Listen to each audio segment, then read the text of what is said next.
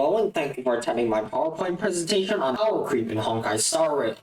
So power creep is a term that I see being thrown around a lot lately, but what does that actually mean? According to Wikipedia, I know Wikipedia, it is the gradual unbalancing of a game due to successive releases of new content. Now you can pause here to read the whole mess, but I'll summarize it in a way that's more relevant to HSR. Now let's look at 1.0's MOC10.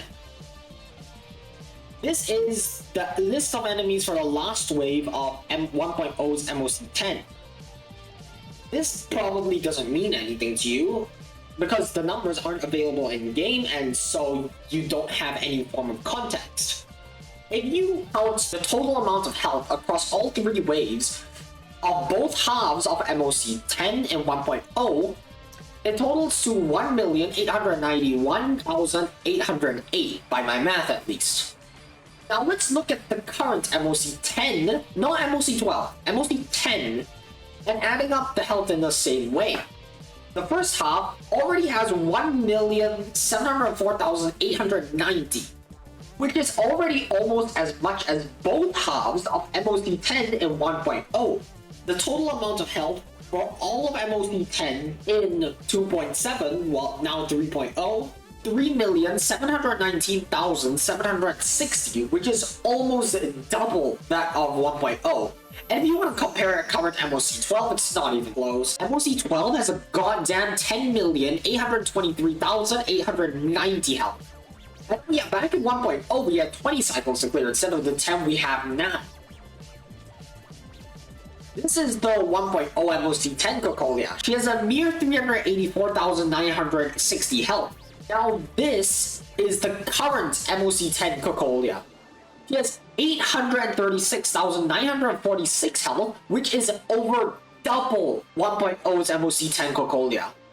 I am aware that pure HP is a gross oversimplification of difficulty and health totals don't account for like special mechanics, summons, number of enemies, and other variables, but it should drive the point home that enemies, like the characters, have been getting much stronger.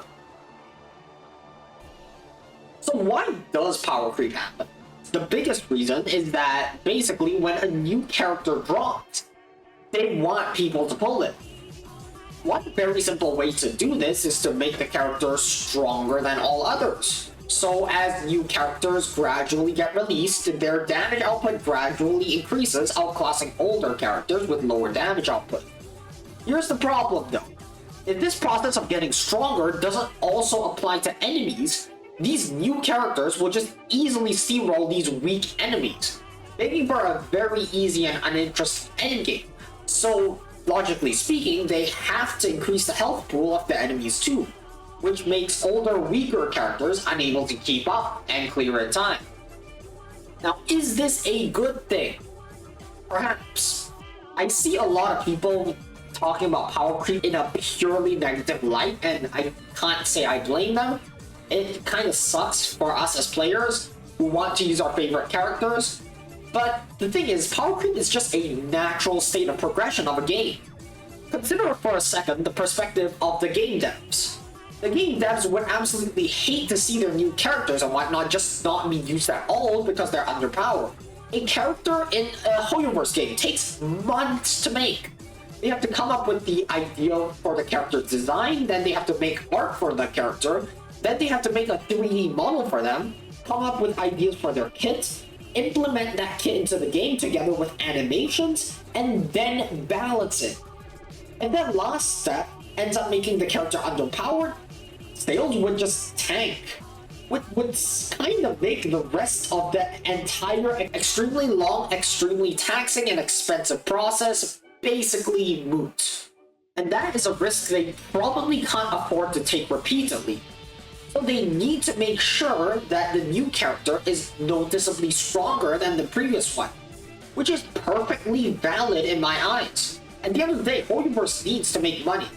Workers need money to feed their families and whatnot, and making these characters isn't cheap. But for gacha games specifically, this also does serve as another incentive to pull. When power creep happens, your old characters can't clear the hardest content in the game. For some players, this can cause immense frustration. It can be very annoying being at 35 out of 36 stars for MOC. This incentivizes them to pull on the current new shiny character and spend money to get enough jades to do so, which is part of the frankly very predatory method that this genre of games use to take our money. Now for a kinda fun thought experiment. This will almost certainly never happen because Hoyoverse has absolutely no incentive to do so, given that power creep, like I literally just said, is one of the ways that they want to get us to spend money. There is no reason to actively reduce their profit. But this is fun to think about, so you can skip ahead if you don't care. Hoyoverse has never directly buffed an old character directly, but if they just straight up buff multipliers, that would directly help them compete against newer ones. I mean, this will absolutely never happen. But it's fun to, it's fun to cope, I guess. Now, adding new interactions indirectly via newer characters is much more likely and frankly has happened. The most emblematic of this concept is Jinren and Sunday. The main reason why this is actually a thing is because they can make a new character down the line that they can sell for profit. And because if you tailor supports to certain characters, players that already own the DPS that the support is made for would be more willing to pull on the support itself, so more sales. They could also make fairly specific MOC or pure fiction or apocalyptic shadow buffs that benefit the newest character, but also probably a few other older ones. Like that random apocalyptic shadow, I believe it was last cycle, that first half had Cocolia, and for some reason they just added a quantum buff that felt really out of place. Now we reach the topic of resistance to power creep. Some characters are naturally more resistant to power creep than other characters, but not immune. Nothing can be truly immune to power creep, but some characters have withstood the tides of power creep, for now at least. The core idea for all these characters that are relatively resistant to power creep is that they need to have untapped potential within their mechanics. If you think about it, it kinda makes sense, right?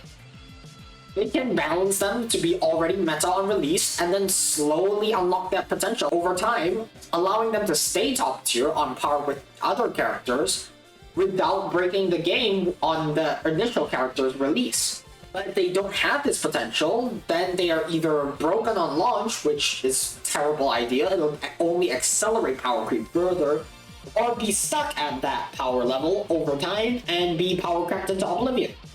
Like, you look at all the old characters that are still good, you see a trend.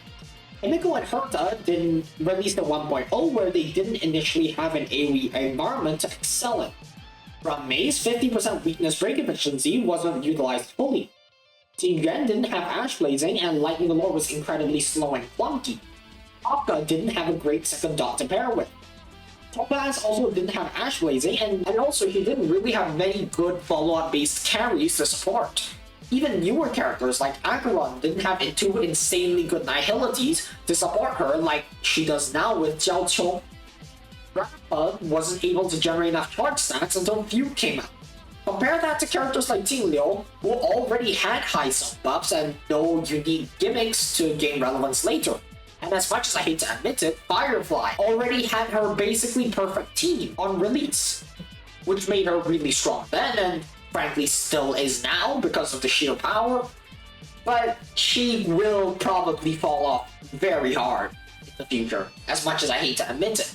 Right, that's all I have. Thanks for watching and I hope you enjoyed. Power creep feels like a very trending topic right now. Like, I feel like I hear this term every 2 to 3 HSR videos that talk about new characters on endgame being generous, so now seems like a pretty good time to talk about it myself. So yeah, let me know what you think about in the comments or ideas for videos you want, as I will read all of them. Alright, bye.